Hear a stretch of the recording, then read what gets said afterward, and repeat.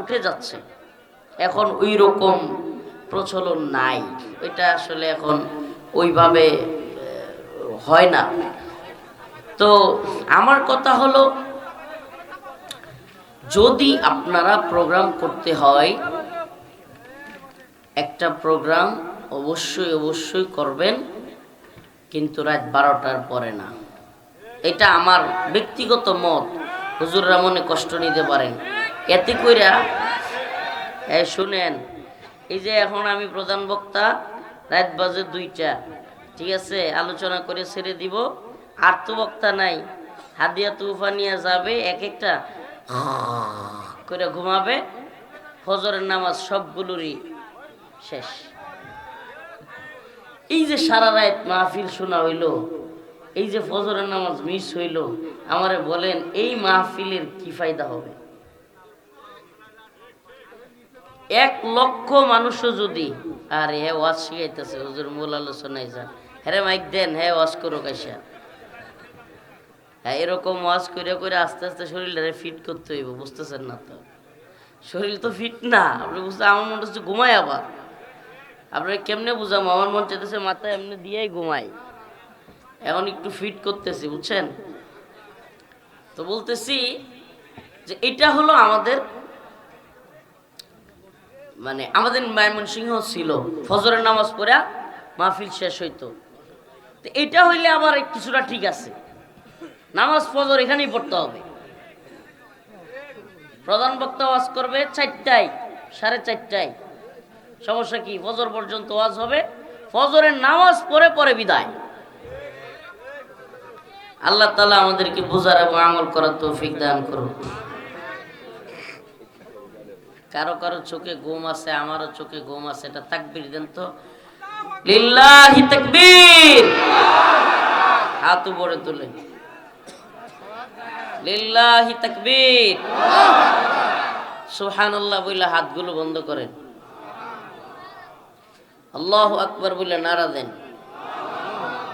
মাশাআল্লাহ, এমন করেন।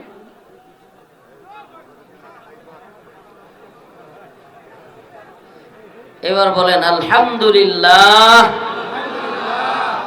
এই নামাইছে যে এর হাতগুলো ধরেন তো, বলেন আলহামদুলিল্লাহ।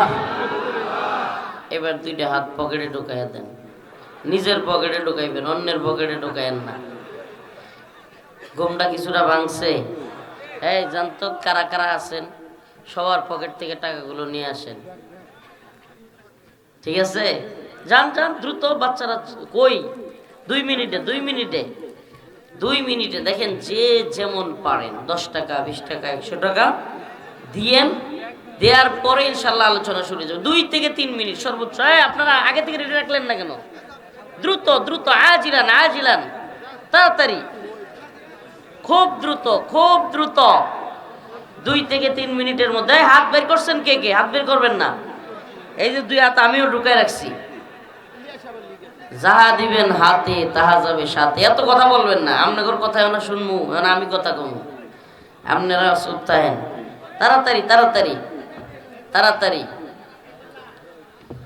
আল্লাহ, এই যে আমাদের কষ্টের বিনিময় হইলেও এই যে দ্বীনি প্রতিষ্ঠানগুলো, মাশাআল্লাহ, একজন একবারে রাবার দিয়ে পেছায়া টাকা পয়সা নিয়ে আসছে, আল্লাহ কবুল করো, মঞ্জুর করো 5000 টাকা। আমি কিন্তু রুমাল দিয়ে আইসা বললে আলোচনা শুরু করে দিব, মনে করেন না হুজুর দেরি করবে। হুজুর আবার ওইভাবে মানে দেরি করার কোনো সুযোগ নাই, কালেকশন করার সুযোগ নেই, জাস্ট রুমালগুলো যাবে আর আসবে, আমি আলোচনা শুরু করে দিব। মাশাআল্লাহ।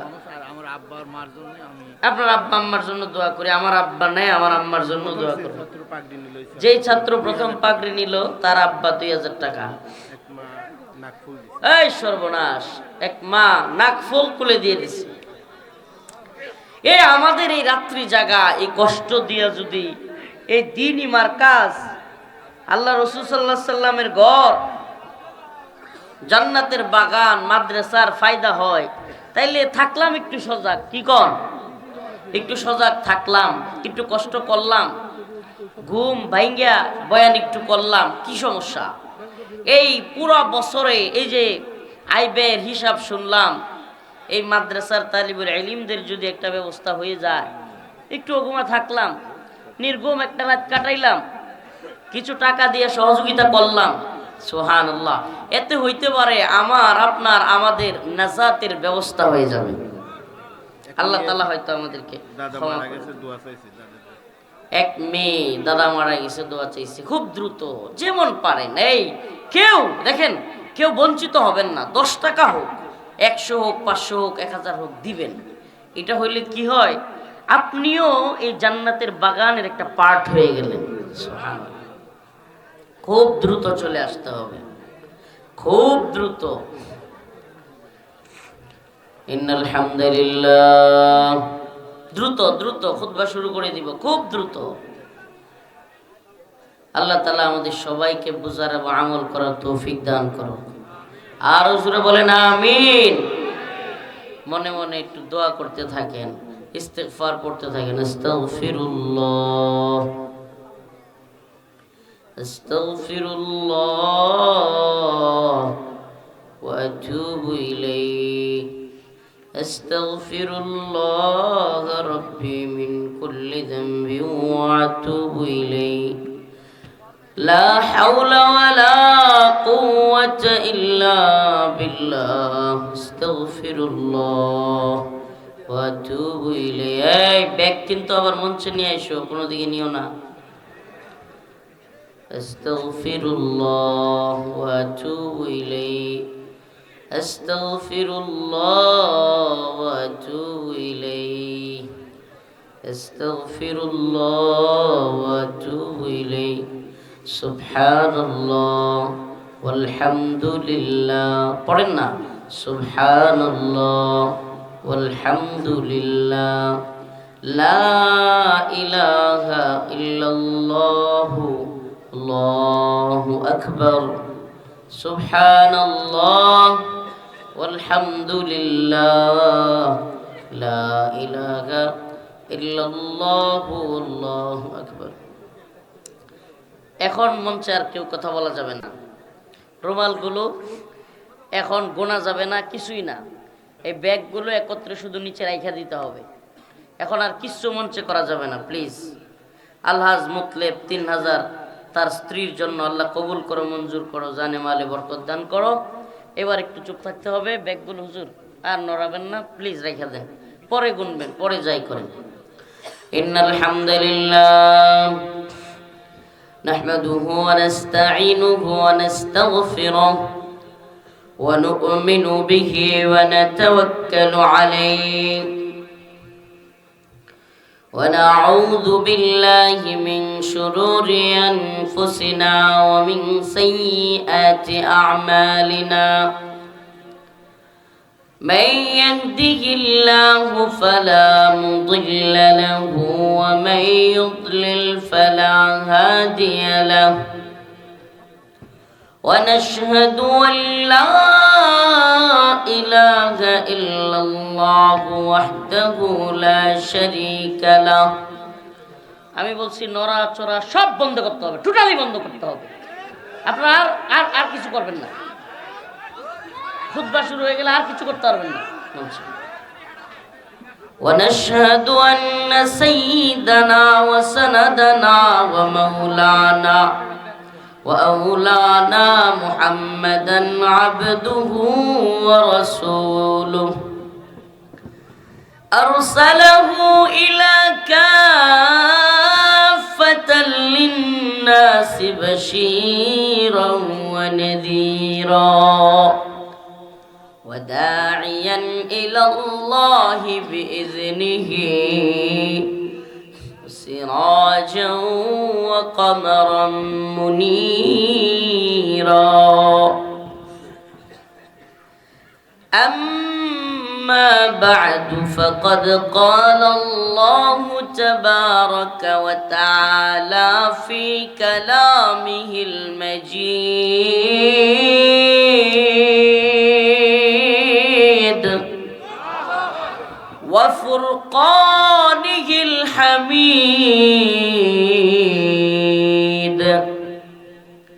أعوذ بالله من الشيطان الرجيم بسم الله الرحمن الرحيم يا أيها الذين آمنوا استعينوا بالصبر والصلاة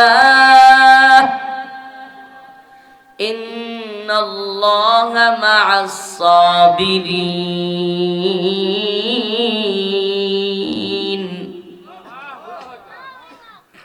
ولا تقولوا لمن يقتل في سبيل الله أموات بل أحياء ولكن لا تشعرون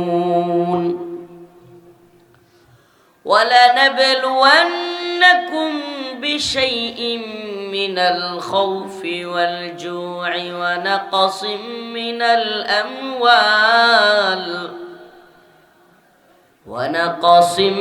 الأموال والأنفس والثمرات وبشر الصابرين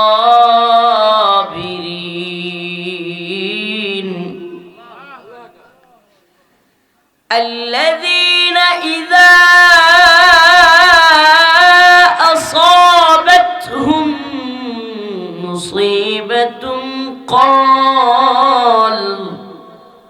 قالوا إنا لله وإنا إليه راجعون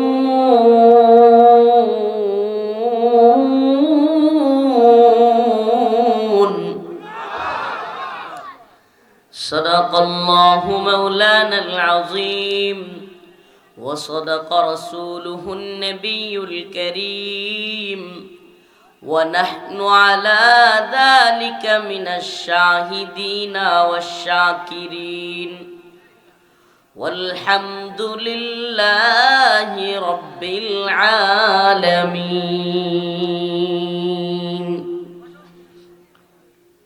সকলে একটু দরুদ শরীফ পড়ি আল্লাহুম্মা সাল্লি আলা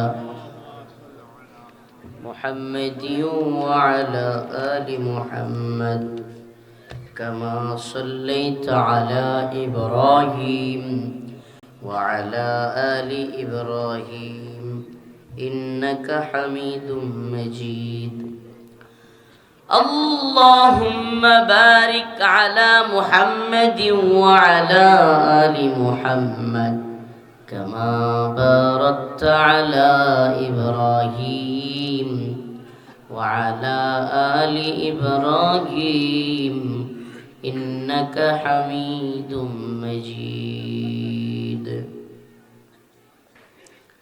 বোয়ালমারি হাজী আব্দুল্লাহ শিশু সদন ও দুস্থ কল্যাণ এতিমখানা হাফিজিয়া মাদ্রাসা চাটমোহর পাবনা এর উন্নতিকল্পে ৫১তম বার্ষিক ওয়াজ মাহফিলের সম্মানিত উলামায়ে কেরাম, সম্মানিত অতিথিবৃন্দ, মুরব্বিয়ানে ইজাম, প্রিয় যুবক ভাইরা, স্নেহের ছোট ভাইরা, পর্দানিশীন শ্রদ্ধেয়া মা ও বোনেরা, আল্লাহ রাব্বুল আলামিনের দরবারে অসংখ্য অগণিত শুকর যে মহান রব্বুল আলামিন আপনাকে আমাকে এই গভীর রজনীতে কোরআন সুন্নাহ থেকে কিছু কথা বলবার এবং শুনবার জন্য এই মাদ্রাসার ময়দানে এতিমখানার প্রাঙ্গণে এত সুন্দর মনোরম ব্যবস্থাপনা করে দিয়েছেন। সেজন্য রব্বে কাবার দরবারে একবার অন্তঃস্থল থেকে কালিমাতুশ শুকুর আদায় করে স্বতঃস্ফূর্ত আওয়াজ করে বলি আলহামদুলিল্লাহ। প্রিয় ভাইরা, কথা একবারে ক্লিয়ার, এতিমখানার উন্নতিকল্পেই হলো মাহফিল। একবারে পরিষ্কার কথা যে আমরা কিসের উদ্যোগে প্রোগ্রাম করছি। এতিমখানা মাদ্রাসার উন্নতি করবার জন্য। অতএব আমরা যে রাত্রি জাগরণ করেছি এই এতিম এবং এই অসহায় ছাত্রদের আল্লাহ তাআলা যেন তাদেরকে ভালো খাবার, ভালো থাকা, কিংবা এখানে ভালো পড়াশোনা করা, মানুষের মতো মানুষ হিসেবে গড়ে ওঠার সুযোগ যেন তৈরি করে দিতে পারি। আল্লাহ পাক আমাদের সকলের এই রাত্রি জাগা, এই দান সাদাকা, এই সময় ব্যয়কে কবুল আর মঞ্জুর করুন। আপনারা কথা না কইলে কিন্তু আমিও কথা কইতাম না। মাঝে মাঝে আমার সাথে কথা বলতে হবে। আমি যদি এতক্ষণ কথা বলতে পারি, আপনারা মাঝে মাঝে কথা বলতে পারবেন না, নাইলে বুঝবো আপনারা ঘুমাই গেছেন, পুতায় গেছেন। আপনারা কি পুতায় গেছেন? আমাদের নেত্রকোনায় কয় হিতলা হয়ে গেছে, হিতলা মানে দীর্ঘ সময় এই যে মুরব্বী হিতলা হয়ে গেছে। আমি নিজেও হিতলা হয়ে যেতেছি, মানে উপায় নাই। এখন 2টার উপরে বাজে, কি মনে করছেন ব্যাটারি চার্জার কতক্ষণ থাকে? তো এইরকম পুতায়া যাওয়া যাবে না, একটু যেন স্ট্রং থাকা লাগবে, নাইলে বাস্তব আমিও ঘুমায় ঘুমায় কমো, আপনারাও ঘুমায় ঘুমায় শুনবেন। প্রিয় ভাইরা আমার, বন্ধুগণ আমার, আমি সূরাতুল বাকারার 153 নম্বর 54 নম্বর আয়াত থেকে তিলাওয়াত করেছি। আল্লাহ রাব্বুল আলামিন এই আয়াতগুলোর মধ্যে খুব গুরুত্বপূর্ণ কয়েকটা বিষয় নিয়ে কথা বলেছেন। এর মধ্যে অত্যন্ত গুরুত্বপূর্ণ একটা বিষয় হলো বান্দা এবং মালিকের একটা সম্পর্ক। সুবহানাল্লাহ, বান্দা এবং সম্পর্ক, তাআল্লুক মা আল্লাহ, মাল্লাহুল মাওলা ফালাহুল কুল। এই দুনিয়ায় এমন কোন মানুষ কি আছে যার মাওলা তার হয়ে গেছে? সুবহানাল্লাহ, তার আর কিছু দরকার নেই। আর এই দুনিয়ার সমস্ত দল, সমস্ত ক্ষমতা, সমস্ত নেতা নেত্রী, পুরো পৃথিবীও যদি তার বিরুদ্ধে চলে যায়, তার মালিক, তার মাওলা যদি তার পক্ষে চলে আসে, মানলাহুল মাওলা ফালাহুল কুল। এক মালিক যার পক্ষে, পুরো পৃথিবী তার বিরুদ্ধে গেলেও তার কিছু যায় আসে না। মালিক যার পক্ষে, পুরো পৃথিবীও তারই পক্ষে। সুবহানাল্লাহ। আর যদি পুরো পৃথিবীও আমার পক্ষে থাকে, ক্ষমতা আমার পক্ষে, বিজিবি আমার পক্ষে, রেব আমার পক্ষে, সেনাবাহিনী আমার পক্ষে, ডিবি আমার পক্ষে, পুলিশ আমার পক্ষে, ছাত্রলীগ, যুবলীগ, অমুক লীগ, হেলমেট লীগ সব আমার পক্ষে, হঠাৎ করে পিটানি খায়া হাওয়া। ক্ষমতা আছে কিন্তু আল্লাহ সাথে নাই, লাভ আছে কোনো? পিটানি খায়া হাওয়া হয়ে যেতে হবে। কুলিল্লাহুম্মা মালিকাল মুলক আল্লাহু আকবার তুতিল মুলকা মান তাশা আল্লাহু আকবার। ক্ষমতার মালিক কে? আল্লাহ। এ পাবনার চাটমোহরের মুসলমান, ক্ষমতার মালিক কে? এই কথাটা অন্তরের মধ্যে গাইতে রাখেন, দেখবেন জীবনে কোনোদিন কোনো নেতা নেত্রীর সামসামি করতে ইচ্ছা হইব না। সুবহানাল্লাহ। কুলিল্লাহুম্মা মালিকাল মুলক, ক্ষমতার মালিক কে?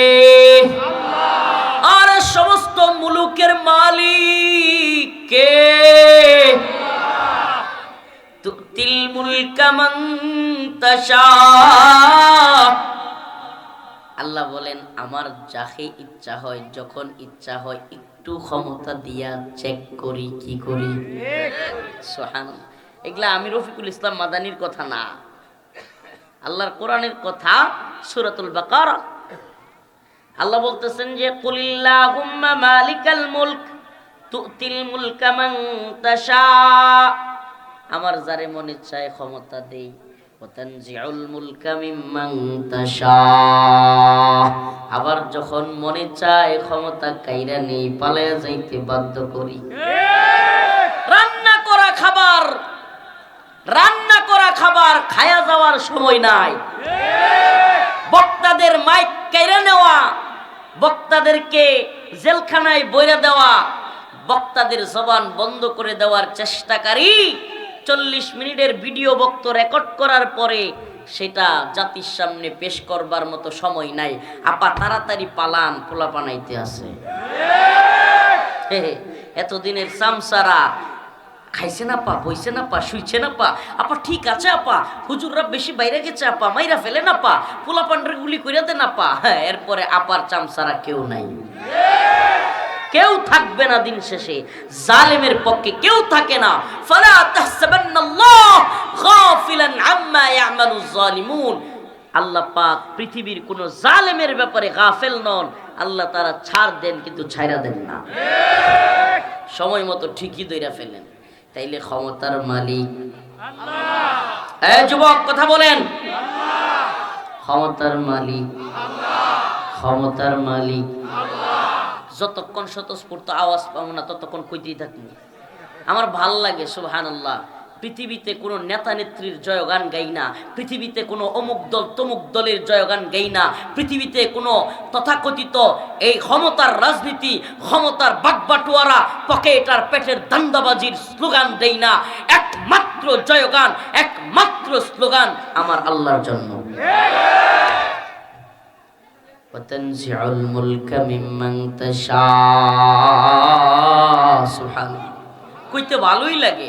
কুলিল্লাহুম্মা মালিকাল মুলক তুতিল মুলকা মান তাশা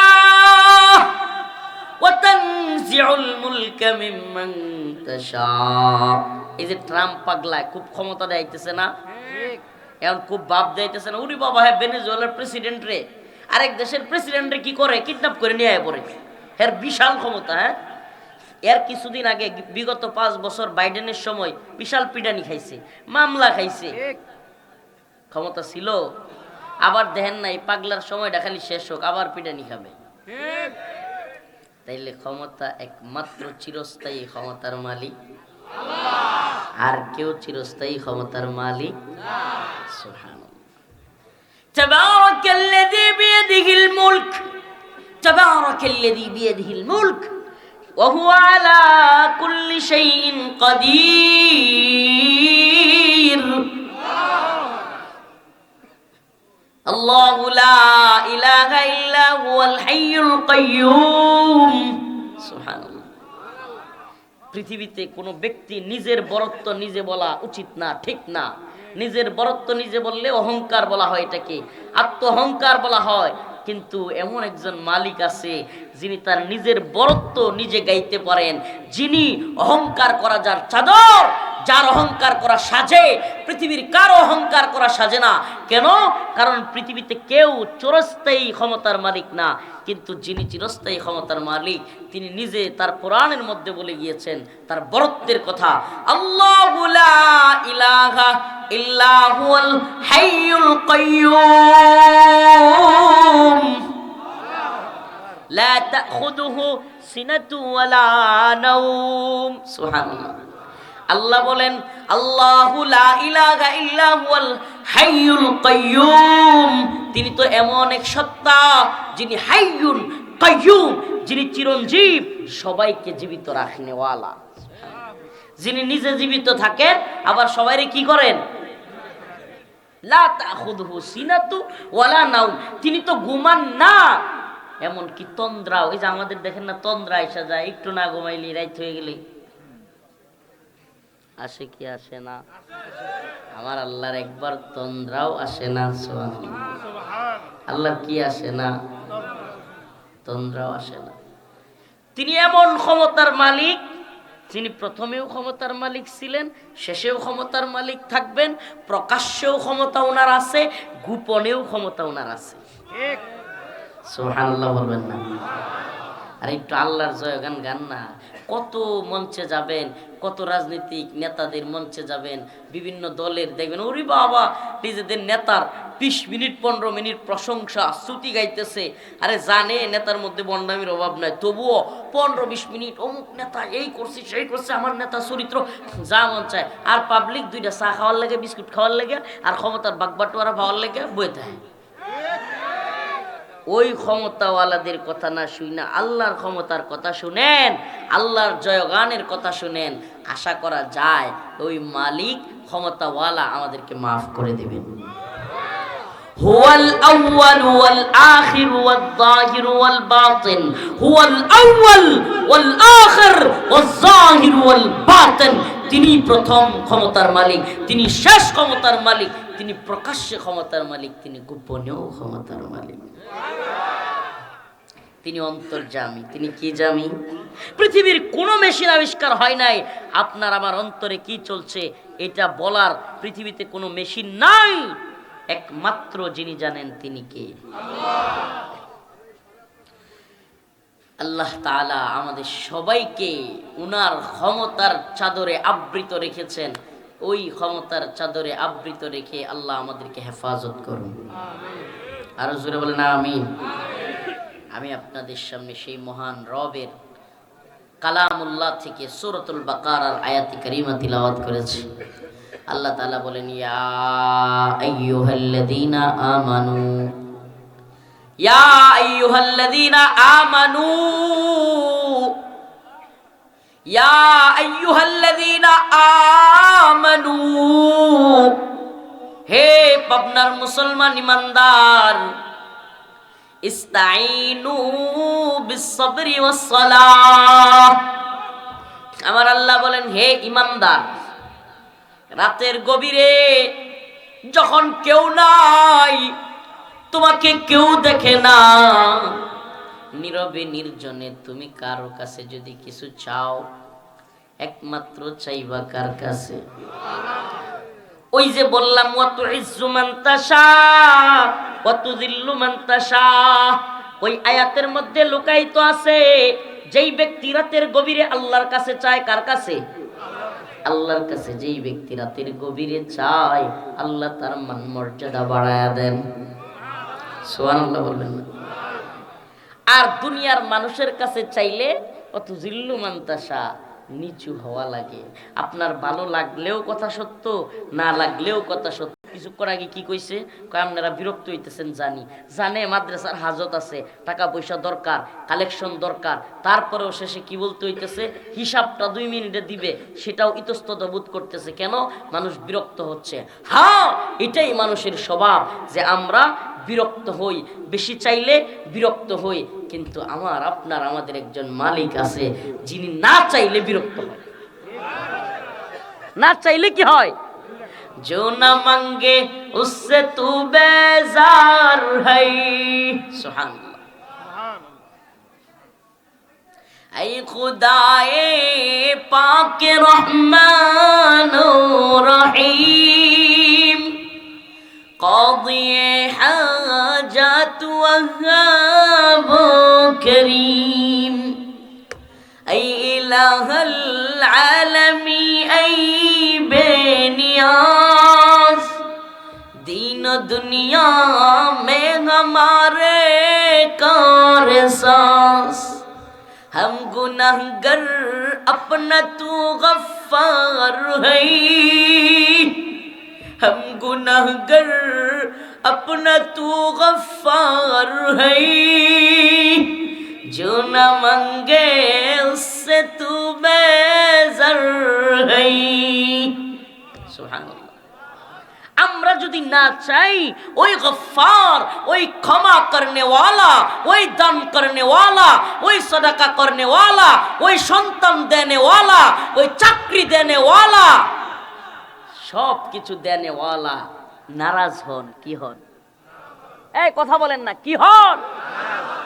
পৃথিবীতে কেউ, এই পৃথিবীতে কেউ আছে, এই পৃথিবীতে কেউ আছে যে তার কাছে না চাইলে নারাজ হয়? আছে? এমন একটা লোক খুব দরকার ছিল, টেহা চাইলেই খুশি হয়, চাইতাম আর পাইতাম। আছে পৃথিবীর কেউ? একদিন খুশি হইতে পারে, দ্বিতীয় দিন আর খুশি হয়? কিন্তু আমার মালিক বলেন, ইয়া আইয়ুহাল্লাযীনা আমানুস্তাঈনু বিস-সাবরি ওয়াস-সালাহ। হে ইমানদার, ও পাবনার মুসলমান, আমার আল্লাহ বলেন, একমাত্র তোমরা আমার কাছে চাও, আমি তোমাদেরকে দিব। কিন্তু চাওয়ার প্রক্রিয়া হবে ইস্তাঈনু, তোমরা যে চাইবা আল্লাহর কাছে বিসসবরি ওয়াসসালাহ, দুইটা জিনিসের মাধ্যমে আল্লাহর কাছে চাইতে হবে। কয়টা? আর দিয়া দেখেন কয়টা? আরো জোরে। হইছে না রে? জোরসে বলো। আরো জোরে। হইছে না রে? নুরানির মতো। কয়টা? আল্লাহর কাছে চাইতে হবে কয় তরিকায়? দুই তরিকায়। কয় তরিকায়? পড়েন নাই ছোটবেলায় নুরানিতে? বিসসবরি ওয়াসসালাহ। এক নাম্বার তরিকা হলো সবর। এক নাম্বার তরিকা কি? হতাশ হওয়া যাবে না। ইয়া ইবাদিয়াল্লাযীনা আসরাফু আলা আনফুসিহিম লা তাকনাতু মির রাহমাতিল্লাহ। আল্লাহ বলে দিবেন আমার রহমত থেকে নিরাশ হইতে পারবা না। আল্লাহ বলছেন আমার রহমত থেকে কি হইতে পারবা না? নিরাশ হইতে পারবা না। চাইতে হবে কয় তরিকায়? বলবো কয় তরিকায় চাইতে হবে? চাইছিলাম একদিন, সুবহানাল্লাহ, একদিন চাইছিলাম। ভুক্তভোগী আমি, এটা বলি মাঝে মাঝে, অন্তরের প্রশান্তি আসে। এটা একটা পরীক্ষিত আমল, এই জন্য আপনাদের সামনে শেয়ার করি মাঝে মাঝে। আমি মাঝে মাঝেই প্রোগ্রামে গিয়ে এই কথাগুলো বলি। ভাই, প্রায় 31টা মাস ভিতরে ছিলাম, কারাগারে ছিলাম। জামিন হয় না, হয় না, হয় না। ওরে বাবা, ম্যাজিস্ট্রেট কোর্টে জামিন হয়েছে, জজ কোর্ট বাতিল করে দিছে। জজ কোর্টে জামিন হয়েছে, হাইকোর্টে বাতিল করে দিছে। হাইকোর্টে জামিনের স্টে বলে, স্টে এটা করে দিছে। আবার সুপ্রিম কোর্টে গেলাম, ওখানেও বাতিল করে দিছে। কারাগারে সুপ্রিম কোর্ট কারো যদি জামিন বাতিল করে, অনেক লোক পাগল হয়ে যায়। পাগল কি হয়ে যায়? তারে পাবনায় নিয়ে আসতে হয়। এই আপনারা পাবনাবাসী কষ্ট পায়েন না, পাবনাওয়ালারা পাগল না, পাবনাওয়ালারা পাগলের চিকিৎসক। পাবনাওয়ালারা কি না? পাবনাওয়ালারা তুচ্ছতাচ্ছিল্য করে। পাবনাওয়ালারা তো পাগল না, সারা দেশের সব পাগলের চিকিৎসক হলো পাবনাওয়ালা। সব পাগল আইসা থাকে এখানে, তারা উদারতা দেখায়া পাগলদেরকে এখানে রাখে, তাদেরকে মেন্টালি চিকিৎসা দেয়, তারপরে আবার পাগলাদেরকে ভালো কইরা সারা দেশে ছেড়ে দেয়। মাঝে মাঝে পলায়া কিছু যায়, ওগুলা কোনোটা তাহেরি হয়, কোনোটা হিরো আলম হয়। আল্লাহ হেদায়েত দান করুক এদেরকে। এদের জ্বালাই তো আমরা দেশে থাকবার পাওয়া নাই। মোবাইল খুললেই আরে এটা যে কি নোংরা, বগুড়ার যে লোকটা কি নোংরা অশ্লীলতা ছড়ায়, মাঝে মাঝে ফোন করলে ভিডিও, এগুলা দেখতে এত খারাপ লাগে, এত অ্যাভয়েড করি, আশ্চর্য বিষয়। এরপরে এগুলাই কেমনে আইসা বলে। আস্তাগফিরুল্লাহ, আল্লাহ এদেরকে হেদায়েত দান করুন। প্রিয় ভাইরা আমার, বন্ধুগণ আমার, তো বলতেছিলাম আল্লাহ রাব্বুল আলামিনের কাছে চাইতে হবে কিভাবে? তো 31 মাস এই একটু ছোট্ট করে বলি, বলবো? কারাগারে এত কষ্টের মধ্যে হঠাৎ করে আয়সা বলতেছে, মানে এটা আপনাদেরকে বুঝাই আমি পারবো না ভাই। এই আনন্দটা, এই খুশিটা প্রত্যেক দিন ঘুম থেকে ওইটাই দেখতাম। আহা, ফজরের নামাজ পড়ে দেখতাম আমি একটা শিকলের মধ্যে বন্দি, এই 14টা শিক। হ্যাঁ, প্রতিদিন লোহার শিক, প্রতিদিন সকালে ঘুম থেকে উঠে লোহার শিক ধরো, সেগুলো দৌড়ে দৌড়ে দাঁড়ায় থাকো। আহা, কবে বের হমু? ওই প্রতিদিন সকালবেলায় প্রত্যেক দিন কাশিমপুর কারাগারে 100, 200, 150 করে মানুষ বের হইতো। এই আব্দুল্লাহ, আব্দুল মুত্তালিব, এই আবুল কাশেম, এই আবুল হাশেম, এই রফিকুল ইসলাম, এই আমার নাম ডাকছে নাকি? মাইক দিয়া প্রতিদিন জামিনের ডাকতো 100, 150। যেমনি রফিকুল ইসলাম বলতো, কান খাড়ায় যেত, একবারে শোয়ার থেকে উঠে বসে পড়তাম। তারপরে রফিকুল ইসলাম, আমার আব্বার নাম শাহাবুদ্দিন, কয় রফিকুল ইসলাম, পিতা কলিমুদ্দিন। আমি কই আহারে শেষ শেষ, আজকে আর জামিন হয়েছে না। প্রত্যেক দিন এইভাবে। এমনও হয়েছে, এমনও গেছে আমার আব্বার নাম আমার নাম দুইটাই মিলছে, বাড়ি কয় বগুড়া, আরে কি কয়, মানে আরেক জেলায় বলে ফেলছে, বাড়ি মিলে নাই। এরকম দেখতে দেখতে 1 দিন 2 দিন 3 দিন, মা ছাড়া, এই পরিবার ছাড়া দেখতে দেখতে আপনি কল্পনা করতে পারেন সকাল বেলায় প্রতিদিন ঘুম থেকে উঠে এই যে রডগুলো দেখতেছেন, এই যে বারান্দায়, মনে করেন ভিতরের যে লোকগুলো আছে, এরা একেবারে এইভাবে 31টা মাস, প্রায় 1000 দিন। কয় দিন? 300 দিনে যদি 365 দিনে বছর হয়, 3 বছরে প্রায় 1000 দিন হয় না? প্রায় 1000 দিন। এইভাবে যদি 1000 দিন এটার থেকে বেরোতে না পারে, খালি ওখানে খাবে, ওখানে ঘুমাবে, ওখানে প্রস্রাব পায়খানা করবে, আর বাহির থেকে মানুষগুলোর দেখবে সবাই ঘুরতেছে, কিন্তু তারা বেরোতে পারবে না। বলেন তো এই লোকগুলোর মানসিক অবস্থা কেমন হবে? এই লোকগুলোর অবস্থা আমাদের ছিল। সেইভাবে দেখতে দেখতে এরপরে প্রায় 3 বছর পরে হঠাৎ করে যদি বলে, হুজুর আপনার কাপড় চোপড় নিয়ে রওনা হন, আপনাকে বের করে দেওয়া হবে। কল্পনা করতে পারেন খুশিটা কোন লেভেলের? হ্যাঁ, এমনও বন্দি দেখছি বলে, হুজুর আমারে যদি বাথরুমে গিয়া বলে যে এই অবস্থায় চললে আমি ল্যাংড়া হয়ে দিব, বলতো আমাদেরকে, হুজুর এমন অবস্থা যে বাথরুমে থাকা অবস্থায় যদি কয় তোর জামিন হইছে, তোর এখানে যা আছে কাপড় চোপড়, এক একজন জেলখানায় 3-4 বছর থাকতে থাকতে কিন্তু অনেক কাপড় চোপড় জমা হয়, অনেক মূল্যবান জিনিস জমা হয়, অনেক কিছু থাকে। কয় হুজুর আমার কিছু দরকার নেই, খালি জামিনের কাগজটা আসবে, আমারে বলবে তুই চল, আমি একবার বাথরুম থেকে দৌড় দিব।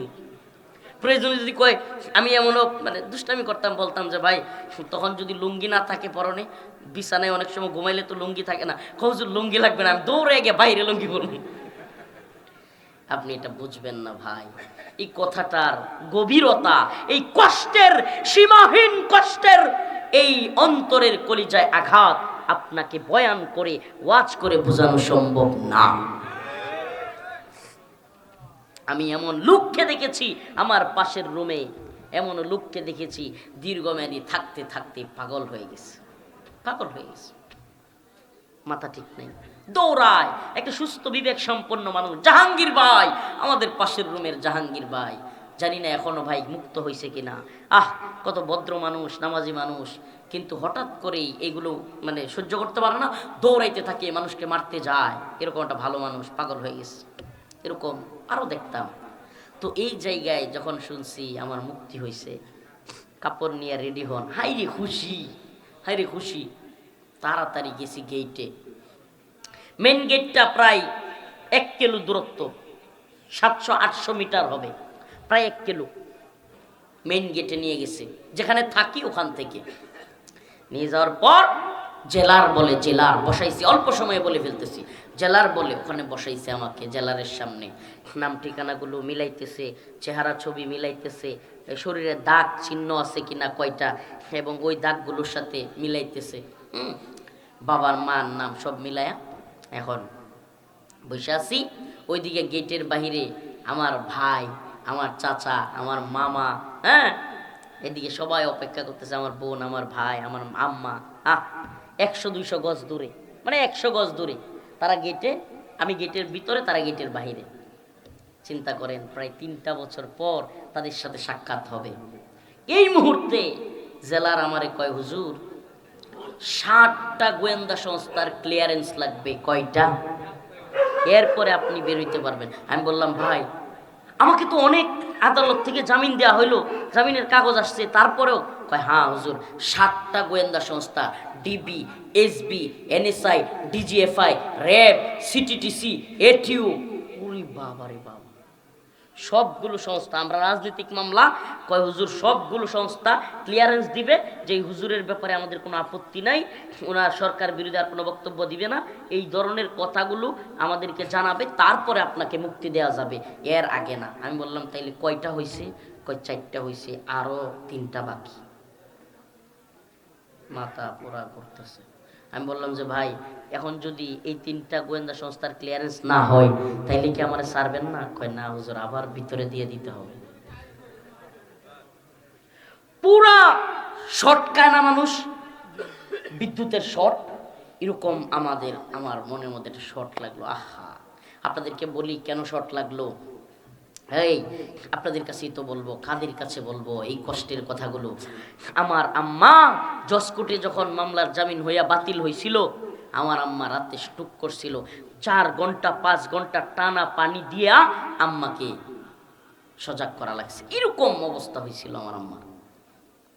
আমি মনে মনে চিন্তা করলাম, আমার যেই মা শুধু জামিন বাতিল হয়েছে এই জন্য এরকম কান্না করতে করতে স্ট্রোক করছে, পানি দিয়া দিয়া এরকম করা লাগছে, উনি যদি শুনে যে আমার এই ব্যাগ সহ কাপড় চোপড় সহ গেট থেকে আবার ফিরিয়ে দিছে, এই মহিলা টিকবে কিনা, আমার মাকে আর গিয়া বাহিরে পাবো কিনা, এই পেরেশানিতে আমার মাথা ঘুরতেছে। মাগরিবের আজান দিয়ে দিছে, আমি আমার মালিকের সামনে গিয়া দাঁড়াইলাম। কারারক্ষী একজনকে বললাম, ভাই একটু নামাজের জায়গাটা দেখাইয়া দেন। দাঁড়াইলাম গিয়া নামাজের জায়গায়, নাহিদ ভাই আল্লাহর কাছে দুইটা হাত তোলাম, আল্লাহ আয় মালিক, যেইভাবে বলছিলাম সেইভাবে হুবহু বলতেছে, আয় মালিক, শেখ হাসিনা কেন পৃথিবীর কোনো ক্ষমতাসীন নাই, আপনি যদি আমি রফিকুল ইসলামের রিজিক আমার আম্মা যে রান্না করে রাখছে ওই খাবার যদি আমার রিজিকে আপনি লেখা থাকেন, শেখ হাসিনা কেন পৃথিবীর কারো ক্ষমতা নাই ওই খাবার থেকে আমারে ফিরায় আনে। আয় আল্লাহ, আমার আম্মা তো খাবার পাক করে রাখছে, আপনি যদি একবার লাইসেন্স দিয়ে দেন, আমার আম্মার খাবার যদি আমার রিজিকে আপনি লেখা থাকেন, পৃথিবীর কোনো ক্ষমতাসীন নাই আমার ওই খাবার খাওয়া থেকে আটকায়।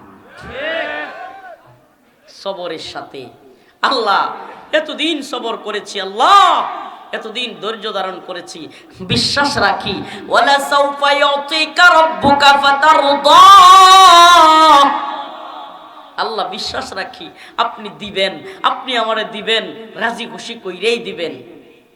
আল্লাহ হায় মালিক, নামাজ পড়তেছি কান্না করতেছি, কেমনে কান্না করতেছি এটা বুঝাইতে পারবো না, এটা বুঝাইতে পারবো। হেঁচকি দিয়া কান্না বুঝেন, হেঁচকি এমন করে কান্না বুঝেন, মানুষ যখন তীব্র কষ্ট পায়, কেউ মারা যায়, একবারে হেঁচকি দিয়া বাচ্চার মতো কান্না করতে থাকে, ওইভাবে কান্না করে বুকের এই চোখের পানি বুক বেসে যাচ্ছে, মালিকের কাছে বলছে, মালিক আপনি আমার মায়ের সাথে আমার সাক্ষাৎ করার সুযোগ করে দেন মালিক।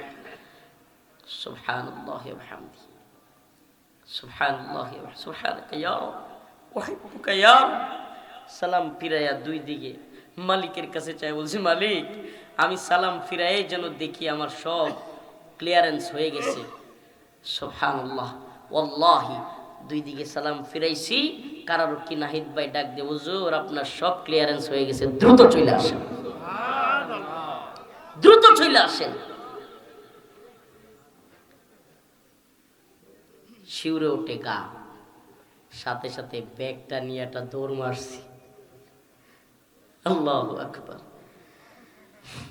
এটা কেন বললাম আপনাদের সামনে, এই ঘটনা বলা উদ্দেশ্য না, উদ্দেশ্য হইল মালিকের কাছে কেউ মন থেকে চাইলে আল্লাহ তারে সাথে সাথে দেন।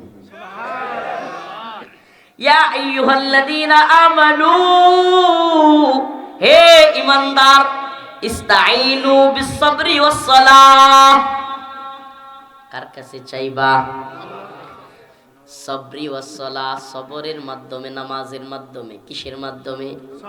আল্লাহ রাসূল সাল্লাল্লাহু আলাইহি ওয়াসাল্লাম হাদিসের মধ্যে আসছে, কখনো যদি আল্লাহ রাসূল বিপদে পড়তেন, মুসিবতে পড়তেন, কোনো সমস্যায় পড়তেন, দৌড়ে গিয়ে 2 রাকাত নামাজ পড়তেন। সুবহানাল্লাহ, 2 রাকাত নামাজে দাঁড়ায় যেতেন, মসজিদে চলে যেতেন, 2 রাকাত নামাজে দাঁড়াইয়া আল্লাহর কাছে কান্নাকাটি করে চাইতেন, আল্লাহ আপনি আমার এই মুসিবত থেকে উদ্ধার করেন, অমুক জিনিসটা দেন, আল্লাহ তাআলা দিয়ে দিতেন। এই আমল আমরা করবো তো ইনশাআল্লাহ। এই কারো সন্তান হয় না, চাইবো কার কাছে? পীর বাবার কাছে চাইলে পাওয়া যাবে? সন্তান পীর বাবা দিতে পারে? কারো ছেলেটা চাকরি হয় না, চাকরি দেওয়ার মালিক কি? বলেন। দোয়া যদি ঠিক মতো করি, রিজিকের ব্যবস্থা করবেন কে? প্রিয় ভাইরা আমার, সন্তান হয় না, আল্লাহর কাছে চাইবেন। চাকরি হয় না, আল্লাহর কাছে চাইবেন। মেয়েটার বিয়ে হয় না, আল্লাহর কাছে বলবেন। ছেলেটাকে ভালো বিয়ে করাইতে পারতেছেন না, আল্লাহর কাছে বলবেন। বাচ্চাটা অসুস্থ, আল্লাহর কাছে বলবেন। পরিবারের কেউ অসুস্থ, আল্লাহর কাছে বলবেন। ঋণগ্রস্ত হয়ে গেছেন, আল্লাহর কাছে বলবেন। অভাবে পড়ে গেছেন, আল্লাহর কাছে বলবেন। ছেলেটাকে বিদেশ পাঠাইছেন, টেনশন করতেছেন, সহি সালামতে রাখা দরকার, আল্লাহর কাছে বলবেন। সুবহানাল্লাহ, যে বেশি বেশি আল্লাহর কাছে বলে, আল্লাহ দুনিয়া এবং আখিরাতে তার কল্যাণের ব্যবস্থা করে। তাইলে আল্লাহর কাছে আমরা চাইবো তো খুশু খুজুর সাথে নামাজ পড়ে, আজকে থেকে নিয়ত করি, হিম্মত করি, আর ফজরের নামাজ কাজা করব না। এই কথা কয় না? লিল্লাহি তাকবীর। হাত তুলেন, হাত তুলেন, কষ্ট হইলেও তুলেন। বলেন আল্লাহ, আজকে থেকে আর ফজরের নামাজ ছাড়বো না, হাত নামান। আল্লাহ, আর নাফরমানি করব না। আল্লাহ তুমি এই হাতগুলোকে কবুল করো, মঞ্জুর করো। প্রিয় ভাইরা আমার, বন্ধুগণ আমার, আল্লাহ তাআলা আমাদেরকে পরীক্ষার জন্যই পাঠাইছেন। এই দুনিয়াতে আল্লাহ কি জন্য পাঠাইছেন? পরীক্ষার জন্যই পাঠাইছেন। দেখেন, আল্লাহ যদি বলে না দিতেন যে তোমাদেরকে পরীক্ষা করা হবে মুমিন মুসলমানরা, তাইলে আমরা হতাশ হইতে পারতাম। ভাইরি, আমরা নামাজ পড়ি, আমরা মুমিন, আমরা মুসলমান, তাইলেও আমরা এত কষ্ট কেন পাই? তাইলেও আমাদের অর্থনৈতিক সমস্যা কেন? তাইলেও আমাদের চাকরির সমস্যা কেন? তাইলে আমাদের এত অসুস্থতা কেন? বলতে পারতাম। কিন্তু আল্লাহ তো বলছে যে মুমিন অবশ্যই পরীক্ষার শিকার হবে। ওয়ালা নাবলুওয়ান্নাকুম বিশাইইম মিনাল খাউফ ওয়াল জু' ওয়া নাকসিম মিনাল আমওয়াল ওয়াল আনফুসি ওয়াস সামারাত। আল্লাহ নিজে বলেছেন যে হে মুমিন বান্দা, হে আমার বান্দা, আমি তোমাকে অবশ্যই অবশ্যই পরীক্ষা করব। ওয়ালা নাবলুওয়ান্নাকুম, লামে তাকিদ নুনে তাকিদ, অবশ্যই অবশ্যই তোমাকে পরীক্ষা করা। এটা কে বলেন? আচ্ছা, যদি আপনার পরীক্ষা সামনে, কবে কি পরীক্ষা আপনার স্কুলের শিক্ষকরা কিছুই জানায় নাই, হঠাৎ করে পরীক্ষা নিছে, আপনারা বলছে এই আজকে পরীক্ষা, প্রশ্ন দিয়ে দিছে, আপনার কাছে এটা কি কষ্ট হয়ে যাবে না? বলেন, কষ্ট হবে কি হবে না?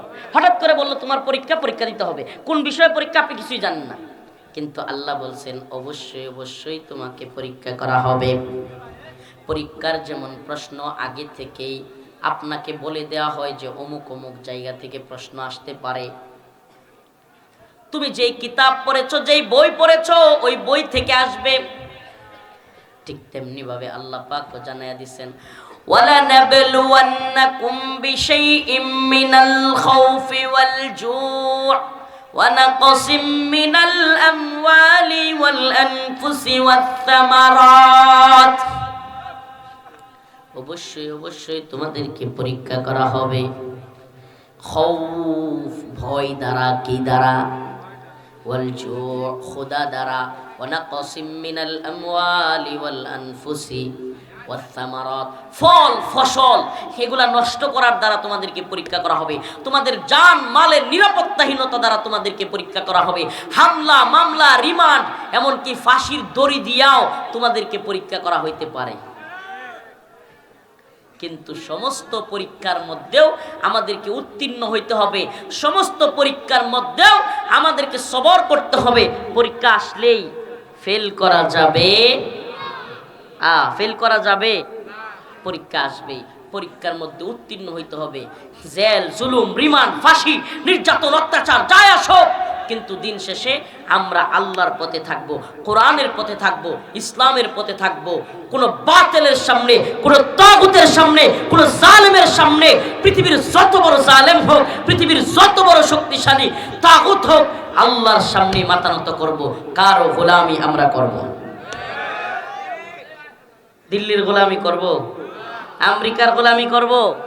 গোলামি করব কার? কয় না, গোলামি করব কার? আল্লাহর গোলাম। আমরা কার গোলাম? আমরা আল্লাহর গোলাম। আল্লাহর জমিনে বাস করি, আল্লাহর গোলামি করি। ইনিল হুকমু ইল্লা লিল্লাহ, আমারা আল্লা তা'বুদু ইল্লা ইয়া। জমিনও আল্লাহর, হুকুমও আল্লাহর, বিধানও আল্লাহর, ইবাদতও আল্লাহর। জমিন কার? হুকুম কার? বলেন না, জমিন কার? বিধান কার? জমিন আল্লাহ, সৃষ্টি করছে আল্লাহ, খাওয়ায় আল্লাহ, পালে আল্লাহ। হুকুম মানবো শেখ হাসিনা? হুকুম মানবো ডক্টর মোহাম্মদ ইউনূসের? কয় হুজুর তাদের হুকুম কি মানতে হবে না? আরে মিয়া, কেমনে মানবেন যদি ইসলামের বিরুদ্ধে যায়, কোরআনের বিরুদ্ধে যায়, আল্লাহর বিরুদ্ধে যায়? আল্লাহ বলছে হাল্লাল্লাহুল বাই' ওয়া হাররামার রিবা, ক্রয় বিক্রয় হালাল, সুদ হারাম।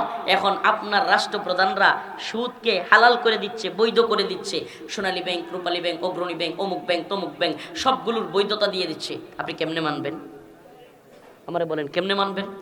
আল্লাহর হুকুম মানবেন না তাদের হুকুম মানবেন? আল্লাহ বলছে যে কোনো নারী পুরুষ বালেগা হওয়ার পরে ছেলে মেয়ে বিবাহ দিয়ে দাও। কি করো? এখন আপনার দেশে আইন হয়ে গেছে গা, 18-র নিচে মেয়ে বিয়ে করতে পারবে না, 21-এর নিচে ছেলে বিয়ে করতে পারবে না। আবার 21-এর নিচে ছেলে, 18-র নিচে মেয়ে পার্কের চিপায় চাপায় নাউজুবিল্লাহ করতে পারবে। পার্কের চিপায় চাপায় কি করতে পারবে? নাউজুবিল্লাহ করতে পারবে। আর বাকিটা বললাম না। এটা বইতো পার্কের চিপাই চাপাই যাওয়া বৈধ, হোটেলে যাওয়া বৈধ, স্কুল পালাইয়া একে অপরের সাথে নাউজুবিল্লাহ খারাপ কাজ করা বৈধ। ওই সময় মামলা নাই, কিন্তু বিয়ে শাদী এটা একটা উত্তম কাজ। এটা আল্লাহর পক্ষ থেকে বলা, ফানকিহু মা তাবা লাকুম মিনান নিসা মাসনা ওয়া সুলাসা ওয়া রুবা, যে তোমরা বিয়ে করো 2টা 3টা 4টা পর্যন্ত, অবস্থান থাকলে। আর অবস্থান কম থাকলে, শারীরিক অর্থনৈতিক অবস্থান দুর্বল থাকলে একটা নিয়ে সন্তুষ্ট থাকো। যদিও শুনলাম কয়েকদিন আগে হাইকোর্ট নাকি এখন নতুন করে করছে যে প্রথম স্ত্রীর অনুমতি ছাড়াই নাকি দ্বিতীয় বিয়ে করা যাবে। এখন অনেকেই খুশি হয়ে গেছে গা। তাদেরকে জিজ্ঞেস করি, এতদিন কি তাইলে হাইকোর্টের ভয়ে আপনি দ্বিতীয় বিয়ে করেন নাই? এখন খুশি হয়েছেন মানে? মিয়া গড়ের হাইকোর্ট আগে সামলায় লইয়েন, আপনি ওই হাইকোর্টের ভয়ে আছেন, আগে গড়ের হাইকোর্ট সামলায় নিয়েন, তারপরে দ্বিতীয় বিয়ের চিন্তা করেন। পিডানি খায়েন না। শুনেন, আল্লাহ পাক বিধান দিয়েছেন, অবশ্যই অবশ্যই আমরা এই বিধানের পক্ষে। কোরআনে বিধান আছে, এই বিধানে আমার মা বোনেরা রাগ করবে শুনলে, এই হুজুরের ওয়াজ শোনার লেগে এত রাত পর্যন্ত সজাগ থাকলাম নি এই কথা শোনার লেগে। আমার স্বামীরা, মা বোনেরা বলবে যে হ্যাঁ আমাদের স্বামীরা এই ওয়াজ শুনতেছে, আল্লাহ জানে কি বিগাড় যে বাজে। শুনেন প্রিয় মা বোনেরা, আমরা আপনাদেরকে কষ্ট দিতে চাই না। আল্লাহ পাকের বিধান আমাদেরকে বলতে হবে, কোরআনে আছে আমাদেরকে বলতে হবে, কিন্তু অবশ্যই অবশ্যই আপনার প্রথম স্ত্রীর অধিকার, প্রথম স্ত্রীর হক ইনসাফের সাথে তার হক আদায় করার সামর্থ্য থাকলে দ্বিতীয় বিয়ের নাম নিতে হবে। কথা কি বুঝে আসছে? দ্বিতীয় বিয়ের নাম কখন নিতে হবে? যখন প্রথম স্ত্রীর অধিকার আদায়, প্রথম স্ত্রীর খবর নেয় না, প্রথম স্ত্রীর প্রতি ইনসাফ করে না, তার উপরে জুলুম করে, তার হক আদায় করে না, তাকে সময় দেয় না, তাকে বাজার করে দেয় না, ঠিকমতো তার আসবাবপত্র কিংবা যা কিছু প্রয়োজন তা আদায় করে না, অথচ আরেক বিয়ের নাম লয়। এটা তো করা যাবে। হ্যাঁ, তবে যদি আমার মা বোনদেরকে বলি, এমন কোনো স্বামী থাকে যে আপনার ভরণ পোষণ ঠিক মতো করতেছে, তার চাহাত আছে, তার টাকা পয়সা আছে, তার শারীরিক চাহিদাও আছে, তাইলে অবশ্যই অবশ্যই আপনার উচিত আপনার স্বামীকে দ্বিতীয় বিয়ের অনুমতি দেয়া। বলবেন হুজুর এটা কি বললেন, কোনো মেয়ে কি পারবে? ও মা, ও বোন, আমি আপনাকে বলি, আপনি আপনার স্বামীকে অবস্থান থাকা সত্ত্বেও যদি অনুমতি না দেন, আপনার স্বামী পরকিয়া করবে, আপনার সংসারে অশান্তি তৈরি হবে।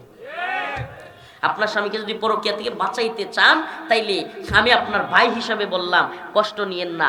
আপনার সংসারে অশান্তি তৈরি করা আমার কাজ নয়। অবশ্যই অবশ্যই আপনার সংসার যেন সুন্দর থাকে, এটাই আমাদের দায়িত্ব। এই সমাজে যেন অশ্লীলতা ছড়ায় না পড়ে, এই সমাজে যেন জিনা বেবিচার ছড়ায় না পড়ে, পরকিয়া যেন বাইরে না যায়, এটা কি আমাদের কাজ নয় যে আমরা দায়ী হিসেবে এই সমাজে নোংরামি অসভ্যতা দূর করা? বলেন, এটা আমাদের দায়িত্ব নয়? আমি বলবো আমার মা বোনদেরকে, আমার বাবা চাচাদেরকে, সবাইকে বলবো, যেই সমস্ত যুবক যুবতীরা প্রাপ্তবয়স্ক হয়ে গিয়েছে, বালেগা হয়ে গিয়েছে, তাদের দ্রুত বিয়ের ব্যবস্থা করেন। আল্লাহ তাআলা আমাদের সবাইকে বোঝার এবং আমল করার তৌফিক দান করুন। তো বলতেছিলাম, ওয়ালা নাবলুওয়ান্নাকুম, আল্লাহ বলছে যে অবশ্যই অবশ্যই তোমাদেরকে পরীক্ষা করা হবে, বিশাইইম মিনাল খাউফ, ভয় দ্বারা, ওয়াল জু', দারিদ্রতা দ্বারা, ওয়া নাকসিম মিনাল আমওয়ালি ওয়াল আনফুসি ওয়াস সামারাত, ফল ফসল এগুলোর মনে করেন জানমালের নিরাপত্তাহীনতা। এই যে আমরাই ওয়াজ করি, এই যে রাত 2টা 2:30 প্রায় 3টা বাজে যাচ্ছে বয়ান করতেছি, এখন রওনা হইলে এই দীর্ঘ এই এত লম্বা রাত, কুয়াশার রাত, কোন জীবন নিরাপত্তা আছে? সত্যি একবার চিন্তা করছেন? আপনারা তো এখানে এই শত শত লাইটের নিচে, হ্যাঁ, এত এত মানুষের ভিতরে হুজুরের ওয়াজ করাইতেছেন, চিন্তা করেন না। কিন্তু এই যে আমরা এত রাত পরে এই যে জার্নিটা করি, চিন্তা করেন একবার। আপনারা তো হয়তো মনে করেন হুজুররা খুব সাদে করে। আপনি জানেন পাবনার লোকের লগে একটা সিক্রেট কথা কয়ে ফেলি, আমার গত 4 দিনও মাহফিল ছিল না, আগামী 4 দিনও কোনো মাহফিল নাই, তাইলে কি আমার মানুষের দাওয়াত দেয় না? সুবহানাল্লাহ, কোন কি হাজার হাজার দাওয়াত, যায় দাওয়াত পাবেন না, কিন্তু আমি ওয়াজ রাখি না। একটা সিক্রেট কথা কয়ে দিলাম। 4 দিন, আগামী 4 দিন, গত 4 দিনও রেস্টে ছিলাম। ভাই, জীবনের নিরাপত্তাটা খুব খুব, আমাদের ভাই শরীফ উসমান হাদি, এই কথা অনেকেই নাকি শুনতে চায় না, নাউজুবিল্লাহ। যদি কেউ শরীফ উসমান হাদি ভাইয়ের বিচার না চায়, বুঝতে হবে এই লোকটার মধ্যে মুনাফিকি আছে। শরীফ উসমান হাদি এই যুবক মানুষটাকে এভাবে মেরে ফেলছে কেন? ভারতীয় আধিপত্যবাদের বিরুদ্ধে সে কথা বলে, আওয়ামী লীগের বিরুদ্ধে কথা বলে। তাহলে আমরা কি করি? শরীফ উসমান হাদির আগ থেকে তো আমরা এদেশে ভারতীয় আধিপত্যবাদের বিরুদ্ধে বক্তব্য দিই। এদেশে ভারতীয় আধিপত্যবাদের বিরুদ্ধে বক্তব্য দিতে গিয়া 2021 সালে বাংলাদেশের সবচেয়ে বড় বড় আলেমদের আগে আমি ছোট্ট অদম রফিকুল ইসলামকে 2 বার অ্যারেস্ট করা হয়েছে। কয়বার? 2 বার অ্যারেস্ট করা হয়েছে। এদেশের সর্বজন বড় বড় আলেম, হেফাজতের বড় নেতা, জামাতের বড় বড় বড় বক্তার আগে আমি রফিকুল ইসলাম ছোট মানুষকেও 2 বার গ্রেফতার করা হয়েছে। তাইলে ভারতীয় আধিপত্যবাদের বিরুদ্ধে, মোদির বিরুদ্ধে বক্তব্য দিতে গিয়া আমরা শরীফ উসমান হাদি ভাই পরিচিত হয়েছে কয়দিন হইল মনে করেন? কয়দিন হইল? এই যে 2024 আন্দোলনের সময়। তো আমরা তো তার অনেক আগে থেকে হিন্দুত্ববাদী ভারতীয় আধিপত্যবাদের বিরুদ্ধে বক্তব্য দেই, আওয়ামী লীগের বিরুদ্ধে বক্তব্য দেই অনেক আগে। বাংলাদেশে শেখ হাসিনা ক্ষমতায় থাকতে, আল্লাহ মাফ করুক, আস্তাগফিরুল্লাহ, এটা অহংকার না, কসুর প্রধানমন্ত্রী মানি না, এ কথা কেউ বলতে পারে নাই। ইসলামের বিরুদ্ধে গেলে, আল্লাহর বিরুদ্ধে গেলে কসুর প্রধানমন্ত্রী মানি না, এটা আমরা বলেছিলাম। বুকে সাহস নিয়ে, হিম্মত নিয়ে কারাগারে গিয়েছি, জেল জুলুমের শিকার হয়েছি, আবার ফিরে এসেছি, চুপ থাকি নাই। আলহামদুলিল্লাহ, এটা আল্লাহর, এটা আমার কোনো ক্রেডিট না, বরত্ব না, এটা আল্লাহর পক্ষ থেকে নিয়ামত যে জবানটা আল্লাহ দিয়েছেন।